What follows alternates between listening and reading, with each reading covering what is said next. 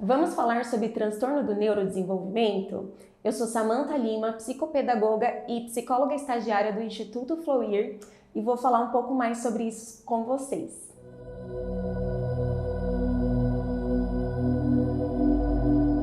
Bom, hoje eu começo uma série de algumas partes que vamos falar sobre vários transtornos do neurodesenvolvimento. Vou começar hoje pelo transtorno de aprendizagem. Bom, como que a gente pode fazer para identificar, se a criança está tendo uma dificuldade ou se é um transtorno de aprendizagem? O importante é a gente sempre ficar observando os sinais do desenvolvimento dessa criança.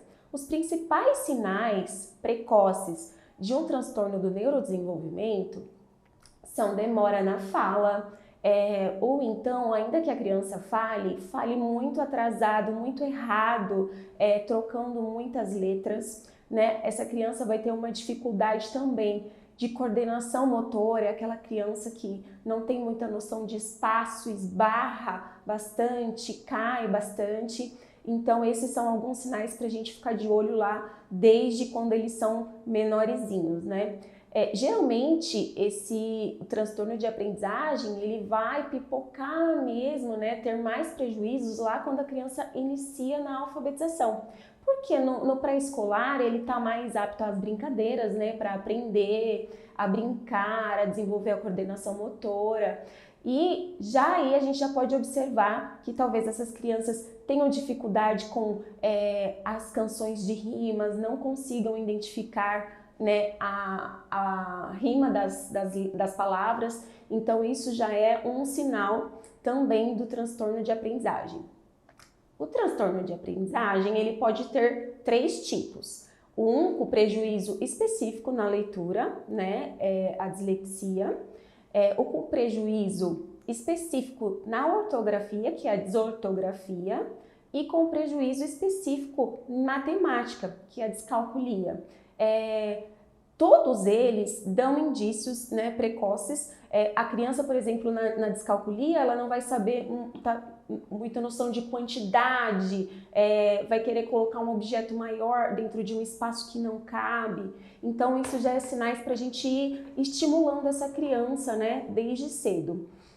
Como que acontece, né, um transtorno de aprendizagem? Ele tem um índice de 70% genético, então é importante, se você, pai ou mãe, já teve alguma dificuldade na escola, né? Se você demorou para aprender a ler, teve muita dificuldade, precisou fazer reforço, é importante que você observe o seu filho desde os primeiros anos de vida para saber se ele está conseguindo atingir aqueles marcos, para que seja mais fácil a intervenção, porque quanto antes atingida, né, os marcos necessários para a vida acadêmica, os prejuízos lá na frente vão ser menor. Lá na fase de alfabetização, que as matérias começam a ser um pouco mais complicadas, né, e demandam um pouco mais da criança.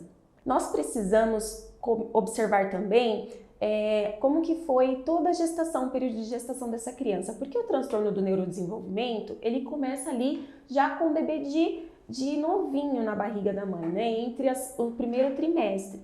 Então, se essa mamãe ingeriu bebida alcoólica, se eles tiveram algum estresse muito grande nesse período da gestação, porque é desde aí que é quando está formando os tubos neurais, né, que ocorre esse déficit em algumas áreas.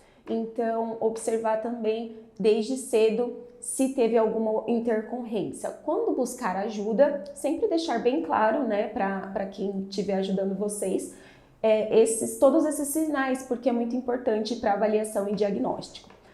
Para o diagnóstico, é preciso que essa criança tenha atingido os 9 anos, né, e também que tenha feito pelo menos 2 anos da alfabetização convencional dentro da escola. Então ela precisa ali, por isso que geralmente é no segundo, terceiro ano que as dificuldades começam a aparecer, porque essa criança não dá conta da demanda que ela tem para organizar. Bom, eu falei um pouquinho sobre o transtorno, agora eu vou falar um pouquinho sobre a intervenção. A intervenção para o transtorno de aprendizagem é muito específica, cada criança demanda de um processo diferente, ela pode ser uma criança que aprende melhor visualmente, outras que aprendam melhor escutando, então a gente vai identificar como essa criança aprende melhor para poder ajudar ela a conseguir esses marcos, né, acadêmicos necessários para desenvolver as matérias no futuro. Também pode ter alguma perda ali na memória de trabalho e na atenção, que também é feita a estimulação para que essas áreas sejam habilitadas para absorver tudo que for necessário para a vida acadêmica. Bom, muito obrigada, espero que vocês tenham gostado um pouquinho e até a próxima, onde eu vou falar do TDAH, transtorno de hiperatividade e atenção.